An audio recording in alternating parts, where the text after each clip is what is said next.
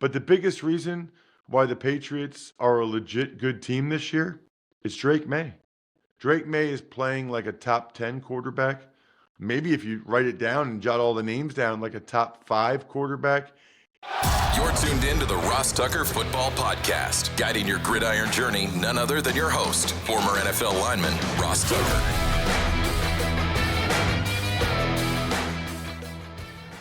Oh, yeah, it is. But it's not just any Ross Tucker Football Podcast. It is a Power Rankings Tuesday where I, first of all, talk about both games on Monday Night Football, including my game between the Commanders and the Bears. That was awesome. Excited to tell you guys about it. And then get into every single team in the NFL, including your team. I can't believe what my top 10 of the power rankings look like. Never would have thought that this would be the case already after 6 weeks. But hey, I don't play the games. I just observe them and tell you where I think everybody stands. And I think you'll be surprised. Maybe you won't with where a bunch of teams stand. But we'll start with last night. It's Big Show time. The Big Show. All right, Ross, first game we're getting to. Josh Allen, he struggled. He threw 2 interceptions and a 24-14 loss to the Atlanta Falcons. It's always interesting with a game like that. How much do you focus on good Falcons? How much do you focus on bad Bills? Usually what happens is you talk more about the team with the preseason Super Bowl expectations, like the Bills, that have now lost 2 in a row. I'm not going to do that. I'm going to start with the Falcons because they've been a little up and down this year. I still can't believe they lost 30-0 to the Panthers, right? I can't believe that was a thing that actually happened, because when you watch the Falcons, you're seeing some really good things from Michael Penix Jr. Bijan Robinson is incredible. I lost track, but he had an unbelievable night. I mean, 170 rushing yards on 19 carries, but he also had 68 yards in the passing game, 238 total yards, the most by a Falcons running back in a single game in franchise history.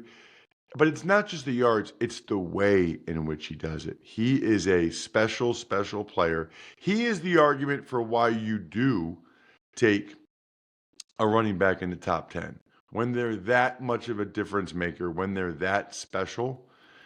And you combine him with Drake London, who had a fantastic game as well for the Falcons, almost scored a touchdown at the end of the first half that would have made it 28-7 instead of 21-7.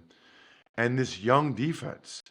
It feels like all these first-round picks, and most of them high first-round picks, that the Falcons have had in recent years is really starting to pay off because they were able to get pressure on Josh Allen. You mentioned the turnovers. They're young. They're flying around. Jeff Ulbrich, their D coordinator, is doing a good job. The flip side is this is second straight concerning performance for the Buffalo Bills. They were able to beat some of these bad teams at home, like the Dolphins, like the Saints. But as Sean McDermott said after the game last night, it's a good time for the bye because maybe they're just not that good, which is what we're realizing right now about the Bills. Defensively, yet again, it was Stephon Diggs last week. This week it's Bijan Robinson and Drake London.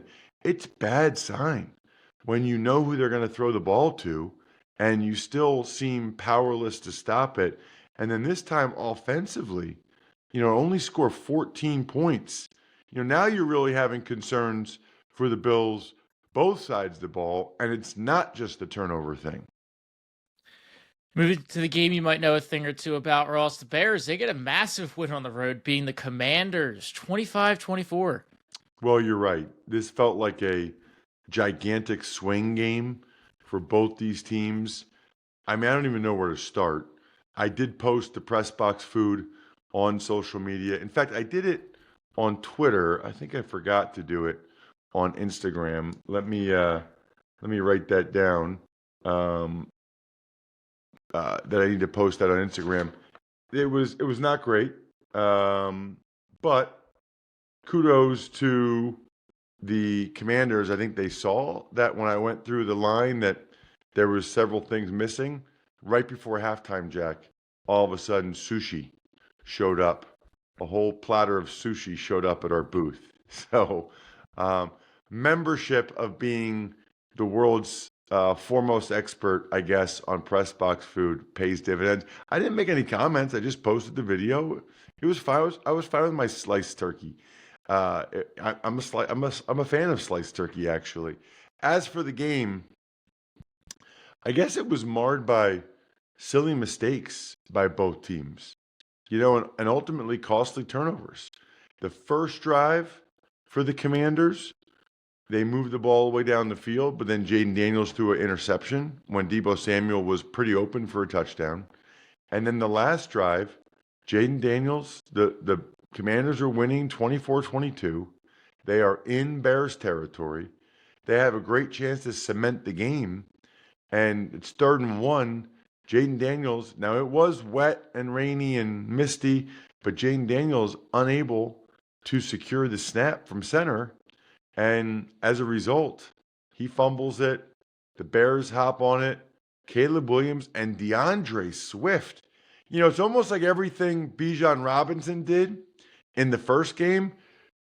DeAndre Swift almost matched that in the second game for the Bears. He was fantastic. As the Bears' O-line changes worked out, the Bears were much better run defense against the Commanders. And even all that being said, it still felt like the Commanders were going to win the game when they were up 24-16, but they allowed a long catch and run touchdown to DeAndre Swift, and then they had the aforementioned fumble on the shotgun snap where Daniels never really got it cleanly and still tried to put it in Krosky Merritt's belly. Just disastrous. Bears go down, chip shot field goal, and hard to put into words just how significant that win is for Chicago on so many levels. On the road, all of that, huge as the Bears win. It's time for the all-important Power Rankings. The worst team in the history of the NFL is... We're going to kick off our power rankings here. No shock with the Jets at 32. Well, yeah, clearly the Jets right now deserve to be the worst team in the NFL, which, frankly, based on what we've seen from the Titans this year, that's like as damning as anything for the Jets, that they're ranked last in a league where the Titans have been really, really bad. But that's the case with the Jets because they've been even more inept. We'll see. They got a bye this week, so we'll see when they get a win. 31 is the aforementioned Tennessee Titans. Oh, now you're stealing my words, aforementioned. So the Titans made the move that a lot of us, knew was coming at some point, and that was firing head coach Brian Callahan. They've named Mike McCoy the interim head coach. You can't win a game like they did against the Cardinals and then come back and look that bad against the Raiders, really across the board. And then you have by far your best player in Jeffrey Simmons talking about how it was one of the worst weeks of practice. It was not a good scene in Tennessee with the way they played against the Raiders, who are not a good team themselves. And so they pull the plug and decide, hey, let's move on now so we can get a clean slate and also start to figure out who our next coach is, because it's not going to be Brian Callahan. 30th, Miami Dolphins. Miami Dolphins, number 30. We talked about what Tua did after the game on Sunday yesterday, right, Jack? His comments? Yes, we did. About it's not a good look for him. I don't know if he'll address that tomorrow or not, but, if you're calling player-led meetings and guys aren't showing up or they're late, that kind of reflects on some level how they feel about you, which is not good at all. And I don't know how it will be received by the team. that Tua said that because he didn't call out anybody individually. I'm not sure if the message was received by all those guys. 29th is the Cleveland Browns. So the Browns dropped a bunch of spots again. Not really a great performance against the Steelers. You know, you expect more from them, I would say, on both sides of the ball. They couldn't really run it very well. They moved it decently, you know, with Dylan Gabriel, the underneath passes. And then defensively, you know, to give up as many points as they did, just not what I was hoping for, or you should be hoping for from the Browns. Maybe that was in part because it was after the London game. 28, New Orleans Saints. Oh, when the Saints come marching in. Oh, when the Saints come marching in, come marching in. Oh, Lord, I'm really curious as to whether or not we'll see Tyler Shuck play, and if so, when. That's kind of a fascinating element there for the Saints because Spencer Rattler's played well. I mean, he's played well enough to stay in there, clearly. 27th, Las Vegas Raiders. The Raiders. You know, it was not anything to write home about. It wasn't some masterful performance by the Raiders, but a win is a win is a win. And they took care of business against the Titans. They got a couple victories now. They could easily have more. And they're just a better team if they can get the run game going with Genti. That's really the key for the Raiders because it opens up things for the passing game. The good news is it felt like one of their best defensive performances of the year. Pretty good defensive performances back-to-back, actually, if you go back to what they did against the Bears. 26, Cincinnati Bengals. Who day going to beat them Bengals? So I will be in Cincinnati tomorrow night already. Wow, no rest for the weary. Got home after 2 a.m. We're recording this before 7 a.m. And I'll already be back on the road tomorrow, flying to Cincinnati for the Steelers at the Bengals Thursday night. I have a radio game again on Thursday night this week. So 2 games in 4 days, 2 different weeks. Joe Flacco gives them life. Joe Flacco gives them hope. And it was pretty clear from Mike Tomlin yesterday with some of his comments that he's less than thrilled with the Browns for trading Flacco to the Bengals. More great stuff right after this. Shout out to my friends at Game Time hooking me up with the tickets for that Penn State Northwestern game over the weekend. Greatly, greatly appreciate it. Listen, it's not hard. You just get the Game Time app on your phone, which is the best way to know what events are even going on around or near you. What I like is I don't like surprises, right? So the fees are included. You know your total up front, no surprise fees at checkout. You can see the view from the seat. You get the lowest price guarantee. Take the guesswork out of buying NFL tickets, or in my case, college tickets with Game Time. Download the Game Time app, create an account, and use code ROSS for $20 off your first purchase. Terms apply. So again, create an account and redeem code ROSS for $20 off. Swipe, tap, ticket, go. Download the Game Time app today. Man, it was so nice being able to tailgate a little bit on Saturday with my wife, father-in-law, some friends, my daughters. I do not get to do that very often. And thankfully, Smirnoff does game days. So Smirnoff was able to help bring fans together to cheer on their favorite team, or in my case, me with my family at a Penn State game and getting a chance to enjoy that part of it, which is very, very cool.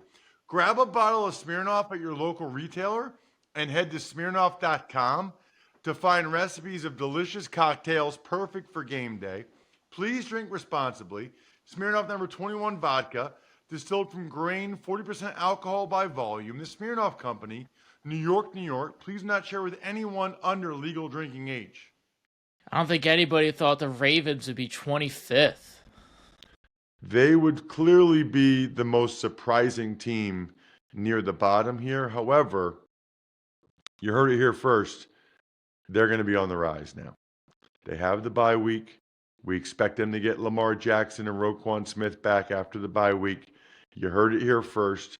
The Ravens are 25, not for long. Maybe again next week because they got a bye, so they can't really improve it that much. But then after that, when Lamar comes back, I think he's going to put on his Superman cape, and the Ravens are going to start to rise. 24th, New York Giants. So they've won 2 out of their 3 starts with Jackson Dart against teams with, 4 wins. The Chargers, the Eagles. So those are not, poo-poo wins by the Giants. Their only loss with Dart starting was against a team with only 1 win, the Saints, and it was because of the 5 straight turnovers. They have a new energy now that's been provided by Dart. If they just don't turn it over, I think they have a chance to really, make some noise the rest of this year. 23rd is the Arizona Cardinals. Just an unbelievably tough start for the Cardinals. People in Arizona were talking about the possibility of a 6-0 start, and instead they are 2-4. That is rough, my friends. 22, Carolina Panthers. So the Panthers, they've had some ugly games. I don't think anybody would sit here and think, okay, yeah, the Panthers will be 3-3, but that's exactly what they are. It's okay to have some rough games. All that ultimately matters is what your record is. And the Panthers are 3-3 with some very solid victories, like the one over the Bears, the big win over the Falcons. And that's, that they absolutely are in the mix as a result. Speaking of which is the Bears, 21. Duh, Bears. The Bears, they're in a range here where they could easily be higher. Now, they've won the last 2 games on field goals as time ran out. They blocked 1 against the Raiders. They made 1 against the Commanders. So there's a little bit of good fortune there for sure, but they're getting it done. And there's clear improvement on the O-line, the run defense, the quarterback. They're not a finished product yet, but the Bears are getting better. Another team from last night is the Falcons at 20. And another team that feels like, they could be on the rise. They are also, like the Bears, at 3-2, firmly in the mix. My philosophy, Jack. You're at 500 or above. You're very much in the thick of things, and that's exactly where the Falcons are. Really encouraging signs from them last night. 19, Dallas Cowboys. Going the wrong way. One of the big reasons why they've been in the teens here is because Dak Prescott has played at an MVP caliber level. George Pickens has been fantastic. The problem is it's been mainly those guys. They haven't gotten enough from the other guys around them. 18, Minnesota Vikings. The Minnesota Vikings. So interesting for the Vikings this week is we really don't know coming off of the bye who their quarterback will be. They're one of a number of 3-2 teams in this same range. I mean, it's back to, the Bears are 3-2, the Falcons are 3-2. Vikings have a big game against the Eagles, and we still don't know if it'll be Wentz or if it'll be J.J. McCarthy back from the ankle injury. 17, Washington Commanders. Feels like they have a better team than this, but you are what your record says you are, and their record says that they are, I would say, a disappointing 3-3 now, especially to lose that game at home to the Bears. The atmosphere, by the way, Jack, was electric. It's been a long, long time since I saw that stadium. Used to be called FedEx Field. Now it's Northwest Stadium. Since I saw that type of energy from the home crowd there. Really cool to see. And then unfortunately they lose. Halfway mark, Jaguars, 16. They take 2 steps forward with the win over the Chiefs on a Monday night, and then a pretty big step back with that performance against the Seahawks. It was not good. Seahawks are a good team, but still not good enough. 15, Chargers. San Diego Superchargers, San Diego. Chargers. So that was well done by the Chargers getting that win late. Again, hard to overstate in the NFL just how significant it is for them to get that win to be 4-2 instead of 3-3. They're right there with the Broncos, the Chiefs. AFC West is another one of these divisions. It's going to be an absolute battle until the end. 14, New England Patriots. You never know until I send Jack my power rankings every Tuesday morning who the West Shore home most improved team will be. It is the New England Patriots. Presented by West Shore Home, the experts in bathroom, like mine, window, door, and flooring projects. Visit westshorehome.com/Ross to get started. That's westshorehome.com/Ross. West Shore Home, remodeling, reimagined. They're good. They're clearly better on defense. Josh McDaniels has been extremely helpful on the offensive side of the ball. But the biggest reason why the Patriots are a legit good team this year is Drake May. Drake May is playing like a top 10 quarterback. Maybe if you write it down and jot all the names down, like a top 5 quarterback. He's taken a huge leap, and the Patriots are much better this year as a result. 13, Houston Texans. Texans had a bye, so not really much to say there other than it was highly encouraging those last couple games before the bye. 12 is the 49ers. 49ers, they've obviously been kind of limping through a little bit here with some of their wins or losses. The Fred Warner one is just devastating. I don't know in this case, how much higher the Niners will get without Nick Bosa or Fred Warner. Just such a shame. 11 is the Denver Broncos. It was not a masterpiece, to say the least, for the Broncos against the Jets. But a week from now, 5 weeks from now, 3 months from now, nobody will care. They got it done, and that's all that matters. Big difference between getting it done versus these other teams that lose some of those kind of games. 10, Green Bay Packers. Dun, dun, dun, dun, dun, dun, dun. Go, Pack, go. I guess I actually dropped the Packers a spot, even though they won. Hopefully they take comfort in the fact that it was more about some of the teams below them being deserving of moving up as opposed to the Packers, necessarily needing to move down. 9 after last night is the Buffalo Bills. Wasn't expecting to see the Bills at 9 or the team that's at 8, but you lose back-to-back games, and the way in which they did, this is what happens. 8, Philadelphia Eagles. Eagles, Eagles. So the Eagles, that was their worst loss and most disturbing performance probably since 2023. To lose like that to the New York Giants, to look lifeless, to look like the Giants wanted it more, the Giants took the fight to them. I'll be very curious to see how the Eagles react this week. 7, Pittsburgh Steelers. The Steelers are on a roll. They have a chance to continue that Thursday night against Flacco and the Bengals.